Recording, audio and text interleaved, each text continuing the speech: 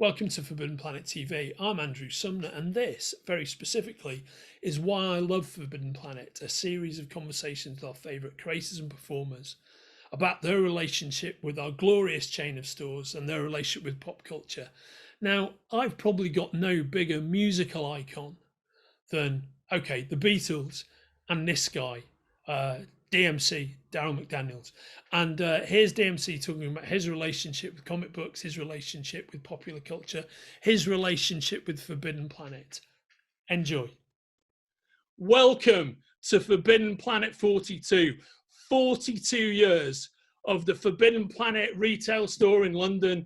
42 years asking that question, what's the ultimate answer to life, the universe, and everything? And here to help me answer that question for this session is a true pop culture music legend, the founding father of hip hop, my personal hero, DMC, right here with us right now. It's great to see you again, D. How are you? I'm doing really good. It's great to be in a place to be with you, and it's a wonderful occasion. It's a beautiful day, and more power to the Forbidden Planet. It's Yeah, where it's thank at. you, mate. It's where it's at. Thank you, mate. So can you remember your first visit to Forbidden Planet when I think you first came over a couple of years ago? Yes, it was 4 years ago? 4 years ago, that's right, mate. 4 years ago, right? Okay. Yeah. It was amazing because I had always heard about it. You know what I'm saying? I had always heard about it, but I had no idea how phenomenal it was. You know what I'm saying? Like, when we pulled up, it was like, oh my God. It was like, it was more exciting than Disney World. it was more exciting than Coney Island. And I don't know, it was just a buzz of energy. But when I walked in the door, it was just like, I was totally overwhelmed, totally overtaken, totally oversaturated by sight, sound, feel, excitement, and energy. It was a wonderful experience. I mean, it's kind of weird, but it was like walking into another dimension. Yeah, right on. For real. Oh, fantastic, mate. It was just like really, really exciting because when I told people here that I was going, and it was, oh my God, yo, D, you literally everybody I said that I was going to Forbidden Planet, when I got over there, they said, D, you're going to be blown away. And I truly was. Y'all exceeded expectations. Fantastic. Absolutely brilliant. Yep. I'm glad that was your experience. Do you remember, or can you recall, the Forbidden Planet rap that you did when you were with us? No, I did a freestyle rap. You did a freestyle rap, yeah. I did? No, I don't remember that. Really? Yeah, you did a freestyle rap. I might put you on the spot. Can you come up with another one? Or can you think about it in the back of your mind? Forbidden Planet, you won't understand it. Do not take Forbidden Planet for granted. When you walk in, your life will begin. And from that point on, life will never end. Fantastic. That is awesome, mate. Yeah. Fantastic. That is brilliant. So, mate, I know that you growing up in Queens, you were always a huge comics fan, right? Yeah. I grew up in Queens, New York. I was born 1964. So, New York City in the 60s, 70s, and 80s was completely different from the way it is now. It was at a time where 42nd Street was completely different. No Disney was in town. Yeah. You know what I'm saying? Harlem was beautiful. I mean, Harlem is beautiful now. There was this complete renaissance of business and real estate, stuff like that. But back in the day, Harlem was Harlem. Yeah. Now it's Harlem. But back then it was Harlem. And, we lived over the bridge outside of Manhattan in the suburbs. And we had our elements of, the gangsters and the pushers and, the whole Superfly Shaft era and stuff like that. So in my neighborhood, if you wasn't out in the streets, you had to have an imagination to occupy your time as a young kid. I went to Catholic school my whole life, you know what I'm saying? But it was something about the comic books that I could relate to. It wasn't make-believe to me. It wasn't a fantasy world. it was especially with Marvel comic books, because Stan Lee, rest in peace. I mean, he was a genius. He put the He was. superheroes really in New York City. So when I would open up a Marvel comic book, I would see Hell's Kitchen. I would see the Lower East Side. I would see Manhattan. I would see the Statue of Liberty. I would see the World Trade Center, the Empire State Building. They took you to Harlem when Captain America hooked up with Sam Wilson, and you know what I'm saying. So Yeah, I right. didn't need the blaxploitation movies, you know, Foxy Brown and Shaft and Superfly, to educate me about what these communities was like. But the reason why I was so attracted to comic books, in my neighborhood, the only time in my world at the time, the only time I saw geeky, nerdy, smart, educated people was in the comic books. And I'm talking about Reed Richards. I'm talking about Tony Stark. I'm talking about Bruce Wayne, Clark Kent. I'm talking about Peter Parker. The only time I saw smart people, awkward, you know, trying to figure life out, that I could relate to was in the comic books. You know what I I'm get it. saying? Yeah, And right on. and and by me reading these comic books, I became a great student, because now I'm into these comic books. I need to understand what's going on. I need to figure out what Tony Stark is talking about. I Right got to on. understand what all this Green Lantern Yeah, intergalactic info. I got to understand, you know, Greek and Rome when you're talking about Thor, and when you're talking about the Amazons with Wonder Woman. So it made me pay attention in school. And the beautiful thing about it is, um, in school, I did have those teachers that took my comic books away from me in the middle of class, because I needed to read my textbooks and workbooks. And for any college students out there, high school students, and even you little kids, elementary and middle school, we do need to read our textbooks and workbooks. So I had teachers, though, that would take my comic books from me and never give them back. But I had teachers that at the end of the day, they would give me my comic books back, because they put two and two together because I was reading.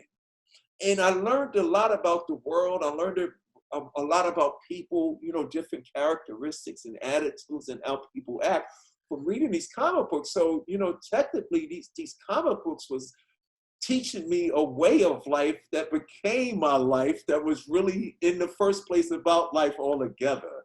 yeah, right You on. know, Yeah. No, it's crazy. I know, I get it. I mean, I think had a similar experience to you, growing up in Liverpool in the UK. It's a northern city, and Uh-huh. it's exactly, you know, kind of comics is supremely educative, right?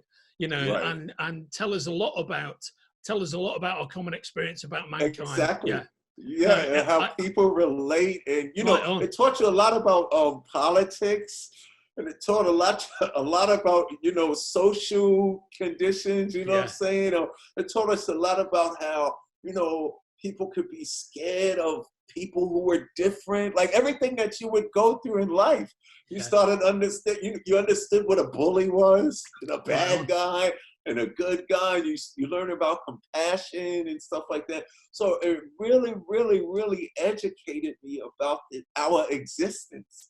And that's why, you know, kids used to say, you in the corny make-believe stuff. And I used to say, you're goddamn right I am. Because think about those words, make-believe, make the world believe.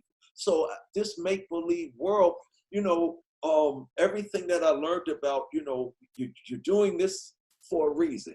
You got this gift, you're supposed to use it. You're supposed to be respectful. Oh, you're always going to meet an adversary. Oh, there might be things that's unexpected. So it actually was how we live in this world today.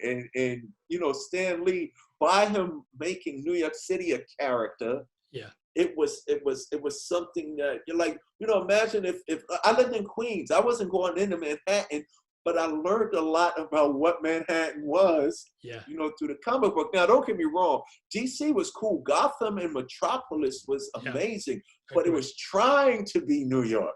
Stan Lee was brilliant because he said, I'm gonna just make New York a character. Yeah, So it brought two and two together, which helped me understand why they put why, you know, when you look at Gotham, you look at how it's rough and it's tough. That's all because New York is an actual place. And, you know, not just New York, in major cities, you know, in London, they got their little hood Yeah, where the right on. bad and good is fighting Yeah, against each other. So, you know, that was the thing for me that attracted me to the comic books. And plus, I wasn't a kid that really was in the street. Like, you know, I played outside like every other kid, but I was one of those kids that in the summertime, my mother was like, you have your butt in this house when them street lights come on. When them lamps yeah, come on, that's your call to be in this house, come in, eat your dinner, you know, do your homework if it's during school. But then after that, you're free to do what you want to do. So you're in the house, you know, all you really had was your favorite TV shows. And after that, you had your comic books. And the yeah, comic books yeah, kept you, you know, kept you alive. yeah. I agree, and I think comic books have a limitless budget. They can go wherever you want to go. You know, Yep, you're not exactly. confined to, especially what the TV used to be like back then. You can Yeah. roam anywhere with comic books. You can Yep, you be can take them cosmic. You can with be the you, Silver right? Surfer, right? Right, Yeah, and you can watch. I mean, this is before we had VHSs and tape recording machines. yeah, You could read that comic book over and over.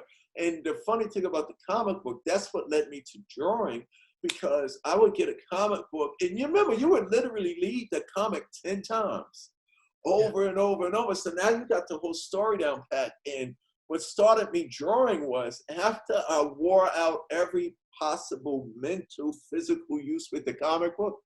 The next thing was to take tracing paper and trace the cover so you yeah, could recreate the cover, because you had to fix, wow, somebody did this. So tracing paper made it easy. I didn't know if you're tracing a million times, you're actually going through the motions of drawing. So I started using tracing paper kindergarten in first grade. By second grade, I didn't need the tracing paper anymore. I could just look at a cover and just draw that Spider-Man cover, that Hulk cover. And it was funny. It back then you wasn't proud of saying I read comic books. It was kind of like you had to know the who's who. So it was in my school. As a matter of fact, for my school, from like second grade to fifth grade, it was just me and this other kid named Craig Henry. He was a guy, and we found out, we didn't advertise to each other that we was in the comic books. He found out I was in the comic books when I got in trouble by the teacher for having comic books in school. And I found out he was in the comic books when he got in trouble by the teacher. And then that thing just made us hook up together. And he showed me he drew too. So from second grade to eighth grade till we graduated elementary school, I discovered there was another guy in my school who was just like me. He was read comic books and then he would draw. And it brought yeah. us together. Yeah, that's fun. That is fantastic. I mean, when you went from that you know that grounding that comic books gave you, and you went on to have your amazing music career, Yeah. which I'd like to ask you a little bit about in a bit. But Yes. once you had that amazing music career, how did you end up? How did you come about setting up Daryl Makes Comics? How did that come about? Yeah, that's a crazy question. Well, it all had to do with it all was connected in the beginning. When hip hop, I grew up in Queens. So real quick, when hip hop came over the bridge from the Bronx, it wasn't like showbiz and performance art for me. It was more of an expression thing. When I heard hip hop, I was like, oh wow, you can tell stories about who you are over music. It was this fun thing for me to do. And Stan Lee, it's funny, it's all about Stan Lee. He Of course. he taught me through his comic books the way he presented with them. Like I said, they were teaching me about life. Now I'm this school kid. I know, you know, phonics and I know English and social studies and all of that. So all of this helped out. I learned from comic books that in this world, you define yourself with an adjective and then you tell the world who you are. For instance, if I say the amazing, you'll say Spider-Man. If I say incredible, you'll say Hulk. If I say mighty, you'll say Thor. And if I say invincible, you'll say Iron Man, right? So Right check it on. out. Hip hop comes over the bridge now. And I'm like, wow, you could tell stories about who you are. So my name is Daryl McDaniels. D from Daryl, MC from McDaniels is the initials of my name. So when I said, now this is not to be in show business, this is just me pretending in my room. Yeah. I said, my old manner, Daryl McDaniel, school kid from Hollis, Queens, New York. The initials of his name is DMC. When he gets on the microphone, I'm no longer Daryl McDaniels. I transform into the devastating mic controller DMC. the son of Byford, brother of Al. Banner's my mother and runs my pal. It's McDaniels, not McDonald's. These rhymes are Daryl's. Those burgers are Ronald's. I ran down my family tree, my mother, my father, my brother, and me. Hip hop was a way that I could out loud tell make-believe comic book stories about me being the most powerful entity in the hip-hop universe. So real quickly, son of Byford is just this son of Odin. Thor is the son of Odin. Right. So all of these things started to connect and make sense. King of Rock, crash through walls, come through floors, bust through ceilings, and knock down doors. So everything that I pretended and made believe that I was getting from comic book, I was able to apply that to my music, artistic, vocal expression, and that's how it all came about. That is beautiful, mate. that is fantastic. And once you so your first book that you put out, once you put together Daryl Makes Comics, that you debuted that in 2014, didn't you? It was at right. It was at New York Comic Con, which is when we first met you guys. Exactly. So the reason why I told you that, it was like people were noticing the Easter eggs. Yeah. On King of Rock, Run says, I'm DJ Run, I could scratch. I didn't say I'm DMC, I could rap. I said I'm DMC, I could draw. So it was always there, but I had no way to let it out. So what had happened, it's a true story. 4 years ago, I went for a music interview up at Atlantic Records, Warner Brothers in New York City. And one of the execs up there was this young man named Riggs Morales, because I called for a music meeting. And usually, you know, in the business world, when you call for a meeting, the receptionist tells you, okay, you can come 2 weeks from now at 2:30. Yeah. But I called him, hey, this is Daryl McDaniels. I want to come up and talk to somebody about music. He was like, Daryl McDaniels, are you the DMC guy? And I was like, yeah, hold on a minute.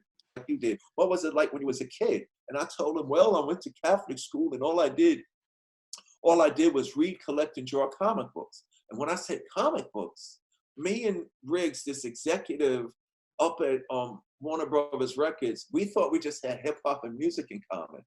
We sat there for 3 hours and we talked about comic books. Yeah. Just like all music, and we just talked, me too. Oh, you too, me, just like me and you do. And it was like amazing. Right on. Yeah. So he just said to me, yo, Daryl, you should do a comic book.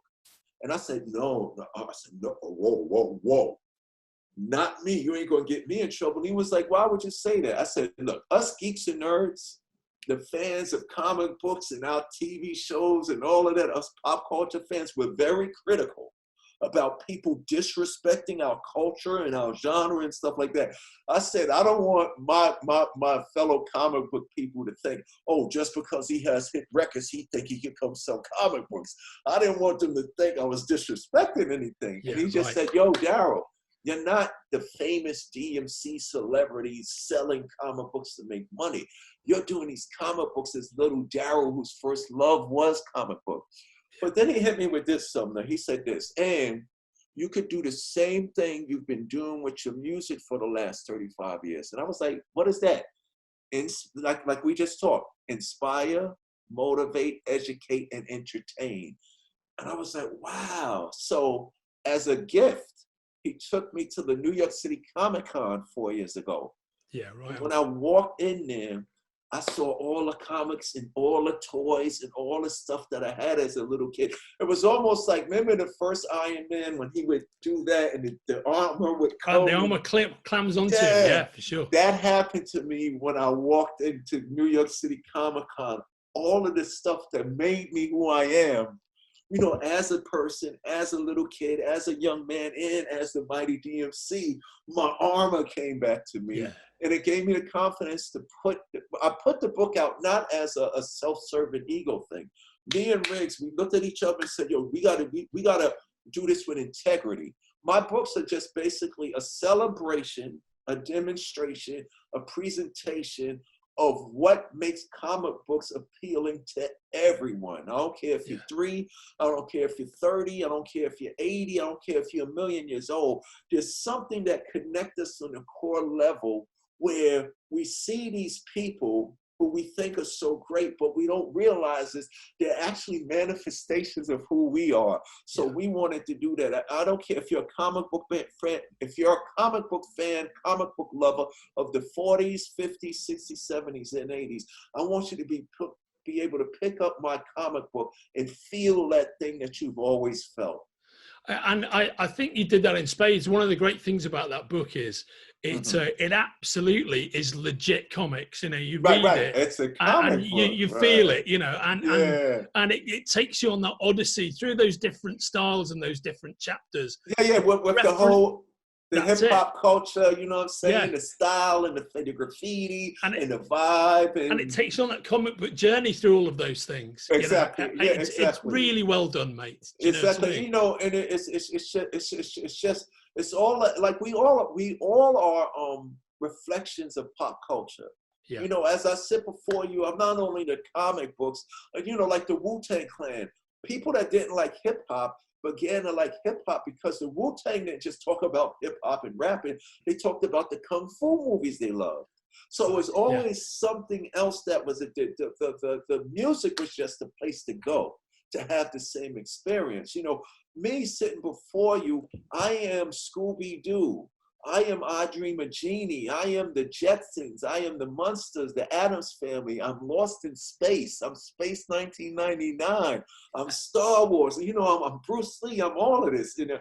And it was just, the comic book showed me that it was real. You know, the comic book showed me that I am significant because whatever you're attracted to is just a reflection of who you are. But it was hip hop and rock and roll that allowed me to share it with y'all. Like, if I didn't have hip hop and rock and roll, nobody would never know I was in the comics because I was a shy little kid. I didn't have no way to advertise that I love Peter Parker. You know what I'm saying? And, you know, even with those characters, it blew my mind when I found out, look, DMC, I live in Queens. Where does Peter Parker live?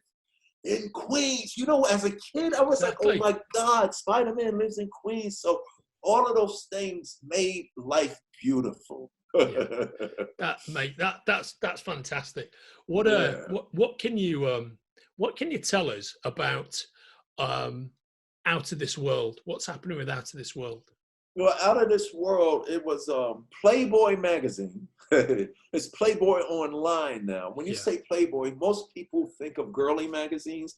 But even throughout the history, Playboy's always had little interviews about movies and music. And they always had that page that it was that one page, that Q&A page with, you know, presidents and military people and scientists and stuff like that. So Playboy now has become more of a lifestyle magazine. But over the past couple of years, I didn't know that until they approached me. They would put comic books. Playboy magazine would always put an exclusive comic book in there.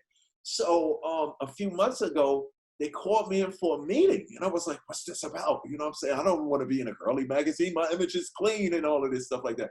But they was like, yo, and Hugh Hefner was a huge comic book fan. Oh, he was, into art, into paintings, like an artist, but he was a huge comic book fan. And they gave me the whole 411 and stuff like that. And they was like, yo, we would like to put one of your, and I'm like, I'm the new kid on the block. But they said, yeah, man, but your comic books is so cool. You know, your comic books could be right up there with Hellboy and Archie. And I was like, whoa, really? And so they said most of the stories have, you know, it's a comic book adventure, but it has a theme. So our issue, we did Out of This World, but the theme of it is, it's about equality. And we're dealing with the equality of gender equality. Yeah. You know what I'm saying? Like in comic books, there's one, Amy Chu is the head writer for Daryl Makes Comic Books. Poison Ivy, she's fantastic. Poison Ivy and Red Sonja and the Green Hornet, and now she's doing big thing. She's working with Netflix on writing stories, but we wanted to do something where we can always want to inspire. So the issue deals with the empowerment or respect of women as being able, capable, just like the men. So it just opens up with this the issues about it's a young graffiti artist girl who is better than all the dude graffiti artists. But the funny thing is, an alien comes from another world, right? So when they see the spaceship and the alien, the girl that's doing the graffiti, Pinky, and her sidekick, the dude, they see the ship and they run. So the alien chases after them. So they think that they're in danger. So it is also about not judging a book by its cover, and taking time to slow down and have patience so you can understand what the other person is actually saying. So the alien is talking to them in the alien language, but they don't know. All they know is they're about to die. So my superhero, DMC, comes in to fight the bad, evil alien. They get into it. DMC and the sidekicks get into it with the alien. And then my guy, who's like my Q to James Bond, or he's like my Alfred or whatever you have you. He comes running and he stops the fight and he has a boombox, but it's actually a translator. Great. He creates, with a boombox, he creates this device that could translate any language intergalactically. Not just to help me understand Chinese and German and all that, but if an alien shows up, he can use this thing. So basically the alien, who we thought was this mean, crazy, evil monster dude, is actually a female alien. So DMC is surprised, or why is he threatening my kids? And my guy goes, DMC, in the first place, it's not a dude, it's a girl. And she's coming here because on this faraway galaxy, the aliens worship the little girl graffiti as like how we worship Jedi Masters. Right, yeah, okay. And we came here to pay homage to you. So, and the young girl is surprised, like she's just doing the art and creativity out of love. She never knew that what she was creating could have effect on a bunch of people from a faraway place and no idea. So that's what the issue is about. So we call it Out of This World because like Forbidden Planet. Yeah. What we represent, what we have, we're out of this world. You know what I'm saying? And, you know, in the book, I talk about, as I'm doing my narration, I live in a world where anything can happen. You know what I'm saying? Where the extraterrestrial becomes earthly, where out of this world becomes domestic. You know what I'm saying? Where the superpowered beings and the gods and the demons and the angels all become people just sitting around the table at lunch trying to have a dialogue that's going to improve all. So we was honored. We are honored that we was able to. And what's cool about it, it's a special exclusive edition for Playboy. You know what I'm saying? It's something that takes the DMC universe to that other place. Now, after it has its run online, as soon as it's over, it's going to be in Playboy for probably like 6 months. Yeah. At the end of the 6 months, I'm going to be able to press up actual copies, books. Yeah. So then I'll be able to sign, distribute, you know what I'm saying? It'll be in the stores. It's coming in the stores. But it was just a great opportunity to be diverse, to be inclusive, and to expand what comic books mean to all of us. You know, hopefully somebody goes Playboy online and falls in love, or like me, reignites their love for comic books. Because a lot of people say, oh, I used to be in comic books. I said, no, you didn't used to be in it. You just stopped looking. That's good of it. So it's all your touchdowns: creativity, acceptance, inclusivity, all in comic book form. Which is, you know, from the DMC graphic novel, all of my books deal with personal, social, political, religious, universal issues that affect us all. You know, we deal with substance abuse, we deal with domestic violence, but we don't do it in that. We're not over profane, we're not vulgar, we're not disrespectful, but we're not dumbed down. We don't talk to the kids as little kids, I'm a superhero. It's like us. We just give you a superhero adventure. Yeah, and in those adventures, sort of like DC and Marvel was good at addressing social issues. I think there was an issue where the Green Arrow and the Green Arrow. I know what you're thinking of. It's Green Arrow and Green Lantern. Yeah, they when went to Green Arrow's cities. sidekick Speedy develops Yes. a heroin problem, right? Right, exactly. When Yeah. Stan Lee addressed drugs with Spider-Man. He did, that's right. Yeah. Remember that? So because we learned, they taught us, this is how we talk about, racial issues, health issues in this way. The X-Men was just an example of, being prejudiced and racist. We don't like them and differ from it, and persecution and all that. So it's great that we have these comic books, because the comic books do things that they can't do inside our legislative buildings. A lot of people are afraid to really talk on a human level about our issues. Comic books, you know what I'm saying, in pop culture, and the arts is the one that have us realize that all of our differences is what makes us similar. Because what's different about me and different about you is actually the same thing, but we just don't know it. And comic books make me know that we all like the X-Men. I don't care, here in the city, here in the States right now, we got all these police brutality issues. We got all these racial issues. My son is funny. He was like, the struggle is going on with us all. When you look at Star Wars, for instance, which I'm blown away by the catalogs and stuff that the action figures and the models that y'all have in Forbidden Planet.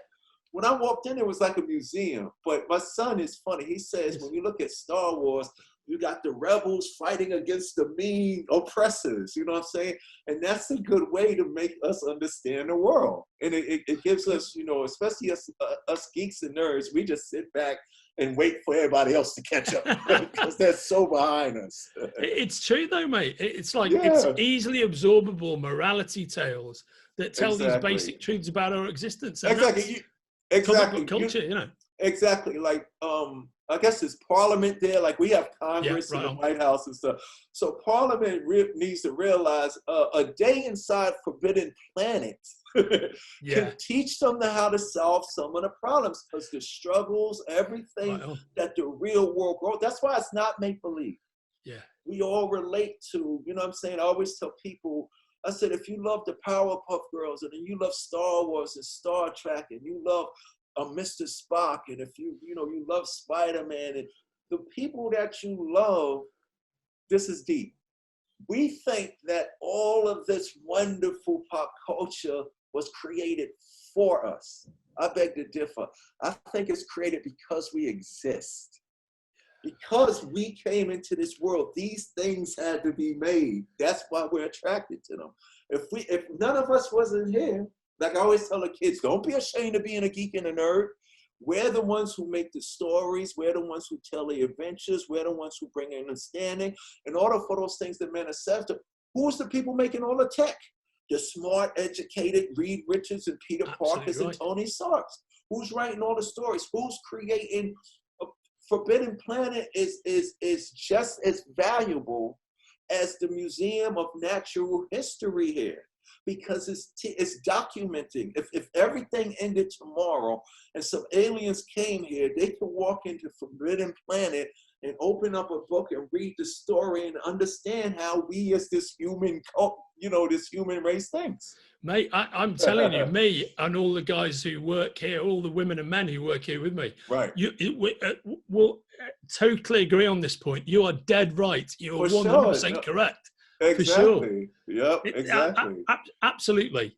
Here, mate. That's such a great thing to hear as well. Can I ask you about? So it's no exaggeration. Founding father of hip hop. You hear a lot of platitudes knocking around the music industry, around the movie industry, but that is absolutely 100% correct. Looking back on your amazing solo output and your amazing output with Run DMC, what are the highlights for you? How does it feel to be the founding father of hip hop, and how does it feel to have had the career you've had? I think it's more of a thing of responsibility. Yeah. Aunt May told Peter Parker, Peter, with great power comes great responsibility. Now, some people don't wake up to that, you know what I'm saying? But I think through the hip hop artists before us, like Grandmaster Flash and the Furious Five, who made The Message, the Soul Africa Bambaataa, Soul Sonic Force, who made Planet Rock. These records were all about the community of the people. It wasn't just about me being great and this and that. It was about the world that we lived in, which we also got from the great rock stars. You know, hip hop came right out.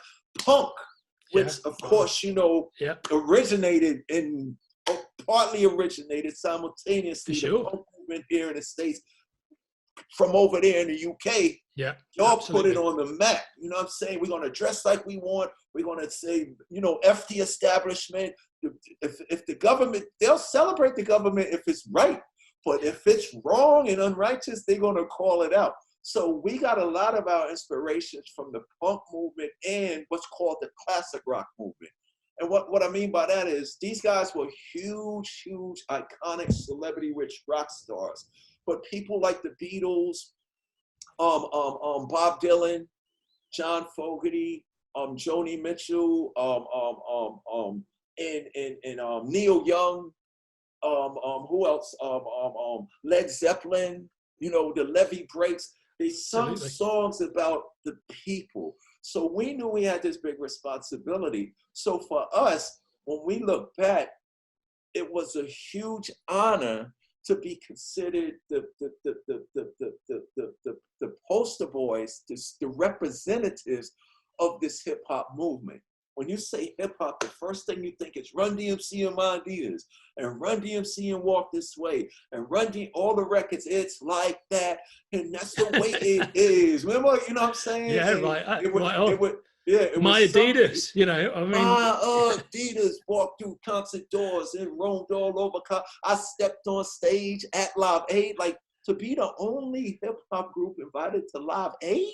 Yeah, wow. It's an amazing, so it was all about responsibility. But I think our greatness was so universally received. Like I said, we wasn't afraid to let people know where it was coming from, what was inside of us. You know what I'm saying? It was hard, it was mean, it was something like that, but it was presented in a way that was respectable. It's respectable. You know, it's wonderful that people say to me, yo, D, you was like my superhero, the way you look, the way you sound. So that means we was representing not just us, but everybody else who felt the same thing in a good way. And, you know, like I said, I think the huge achievements was the Live Aid, being the only group. At that time, it was still early, but they didn't have to invite us. So to invite us, we was like, wow. And then to be the first non-athletic entity to get a major endorsement from a sports apparel company. You know what I'm saying? When Adidas made the Run DMC Adidas things. And then I think the third one would definitely have to be what we did when we hooked up with Aerosmith. That was amazing. And how did that come about, mate? What was the genesis of that? Yeah, the genesis, if you remember in the early years of hip hop, we sampled a lot. Of course, yeah. We would take people's music and make our own songs. So originally, we was going to take Walk This Way, and me and Run was going to rap over it. We were just going to sample the music. But it was Rick Rubin, one of the greatest producers one of the greatest producers of all time. Of all time. There was Rick Rubin who said, no, you should do the record the way the band originally did it. So me and Run was totally against it because we wanted to talk about us. I want to say I'm DMC and a place to be. Been rapping on a mic since '83. I'm the best MC in history. There will never be an MC better than me. That's how we wanted the record to go. But Rick said, no, y'all should do the record over. And then once again, being responsible, Rick said we should do it with the original people that did. See, it would have been different if we would have just did it over without them. But since we did it with them, we showed the world we can come together. So when these two generations, these two genres came together, you know how great some of the mashups in comic books are? legendary. You never forget about Marvel them. team up, yeah, for sure. Yeah, so it was exactly a Marvel team up. It was the Aerosmith band coming together with Run DMC. And the beautiful thing about that, people say, oh, that'll never work. You know, people always have their doubts, but it came together and it was a beautiful thing, which gave birth after that to, you know, Kid Rock, Rage Against the Machine, Korn, Nirvana. You know, David Grohl was like, we never missed the Run DMC, Aerosmith, Beastie Boys show. So it was all of these kids who had different upbringings, different backgrounds, different way of dressing and expressing themselves. But what do we all have in common? We love the same music, we like the same books, and we go eat at the same places, and we like the same TV shows. So that was, I think, the crowning achievement, which made all of this make sense. So now, for me, it works when I come back and say, oh, you know, when I show up at a Comic-Con, and people go, they come and they'll go, what, DMC, why are you here? There's not a concert going on. I said, I got a comic book. And the first thing they ask is, what you doing with a comic book? And all I got to do is go, well, when I was a little kid, all I did was read, collect, and draw. And right then and there, we could sit there for 5 hours and not even talk about hip hop. That comes later. Usually it's the first thing to talk about. But now, dude, what do you do with a comic book? You know what I'm saying? What the hell are you doing with Larry Hammer? How'd you get Dennis Cowan? You know what I'm saying? Genius. The question. Amazing. They asked me, you know Bill Sienkiewicz? I'm like, yeah, Bill Sienkiewicz is my boy. And they're like, what? I met Tony Moore, the guy who drew the Walking Dead comic. And he was like, yo, major talent. Yeah, he was, I love King of Rock. So it was basically all of us somewhere else doing the same thing. And it didn't take music to bring us together, like me and you. Yeah, right on. It was the comic books. It's the comic books. We can sit here and talk about, the same thing you feel about the Beastie Boys and LL's, the same thing I feel. You know what I'm saying? And that's the beauty of it. I love that philosophy, and it's great hearing you express it. What are you working on at the moment, D? In addition to Out of This World, what else have you got going on? Out of This World is definitely going to be a print comic book. That's the next move for that. So if you remember, in between each volume of the DMC graphic novels, when we first came out, we did an 8-page issue 0. Then we did DMC number 1, and that worked good. So then we did 1.5 to introduce number 2. Then we did 2.5 to introduce number 3.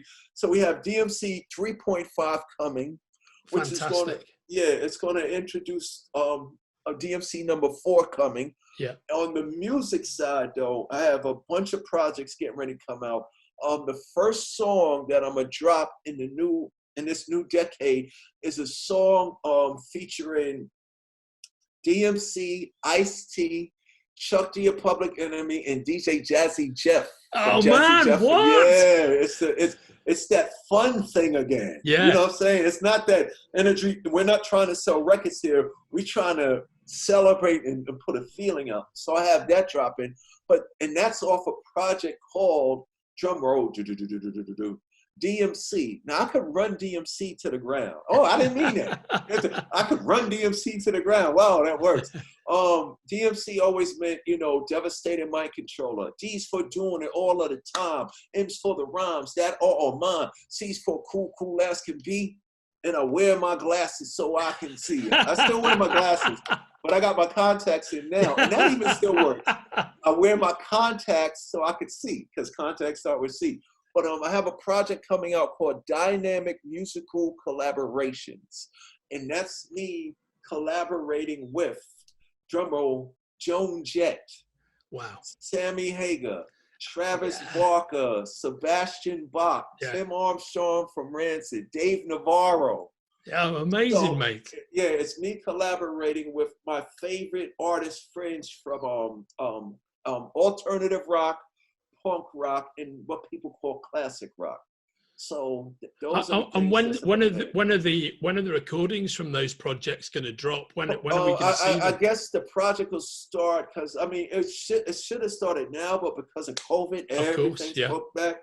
So I mean, we're in July now. It's going to be November before you know. So I believe at the top of the year, yeah, I'll start dropping the projects off of Dynamic Musical Collaborations. A yeah. lot of them too, depending on the subject matter of the record. A lot of them will have you know, mini comic books to come along with the music. I think that's a cool thing to start doing right now. Yeah, that's good. That collaboration would be fantastic. Yeah, yeah, That you totally know, works. because you can read the little comic book while Right you on. listen to the song, you know, Yeah, it's that whole fun thing. So yeah, more you're definitely gonna get more from the DMC universe, and we're getting ready to exciting now with the DMC universe. The first 3 issues was just the introductory to the yeah. universe. So now I'm going to start giving you my arch enemies, you know, because Batman has the Joker, the Riddler, the Penguin. Now I'm into the stage where I can say, this is DMC, this is his #1 guy. You know what I'm saying? Yeah, That's the stage that I'm at. You know, Superman has his Lex Luger and everything. yeah, So now we're going to get significant to where the stories delve into a long arcing journey that will have twists and turns and one-offs here. But now we're on this straight pattern of how comic books and universes work. yeah, mate. I can't wait to see that. And I mean, when we're on the other side of COVID, with the other side of the pandemic, and Yes. you're releasing that material, and you're back over here on this side I'm of the coming Atlantic, to I'm coming to visit. I'm you've got to coming come to and hang out visit with the us. people. Yeah. Remember when I did my in-store? It was the most Oh, beautiful it, thing it was ever. a fantastic day, mate. It was People amazing. from all walks of life, the little kids and stuff Yeah, like that. Yeah, so here's a promise to you. I would say I'm about 95% with most of the new music, but yeah, technically that means 75, because you still got to mix and fine tune and stuff like that. I'm going to do a song. I'm going to do a song called Forbidden Planet. So mate. by the time I see you Yeah. in, you know, 6 or 7 months or whatever, we'll debut it when I come. D, thank you, mate. That's going to Yep. be fantastic. And Thank you. we'll put it up. We'll put it up. I'll do it as a gift to you. You put it up on the site and do it as a free download. And you know, it'll definitely be something kids, grandmothers, and mothers can listen to at the same time. You know what I'm saying? So that's a promise. Thank you so much. I really appreciate that. Thank you. That's amazing. Because you know what sparked it by you. See, we are working together. By you asking me to do a freestyle, I was like, I can't do a freestyle, but for the planet. But my first words was Forbidden Planet. You can't understand it. So that's how the rhyme is going to start, and I'm gonna come up with a beat and a whole story about. That's gonna be fantastic. Can you close us out with that freestyle one more time, mate? Forbidden planet, you can't understand it. People in the world can't reprimand it. It starts right here, yeah, they began it. And when it starts, it'll never end. This is where your life truly begins. Forbidden planet, don't take it for granted. Fantastic, mate. That's awesome. That's absolutely awesome. Hey, man. I know you're really busy. Hold on. Before I let y'all go, I gotta say, man, happy anniversary, happy birthday. Congratulations. Y'all ain't going nowhere. Many, many more. You got so much more in store. You're not only good in the hood, you're good globally. And you're you're an institution, you're an entity, you're a personification of what makes life great. Happy anniversary and many, many more. Thank you, D. Thank you for making the time to hang out with us at Forbidden Planet today. No doubt, Thanks for talking to me. So I'm going to sign up by saying, my name's Sumner. This is the living legend that is DMC right here. And this has been Forbidden Planet 42. And we'll see you in the store. Thank you very much. Thanks, 42, D. That was awesome. 42 is all for you. If you're enjoying watching Forbidden Planet TV and you're enjoying watching us talk to the world's most interesting and accomplished filmmakers, authors, artists, musicians, creators, subscribe right here. See you soon.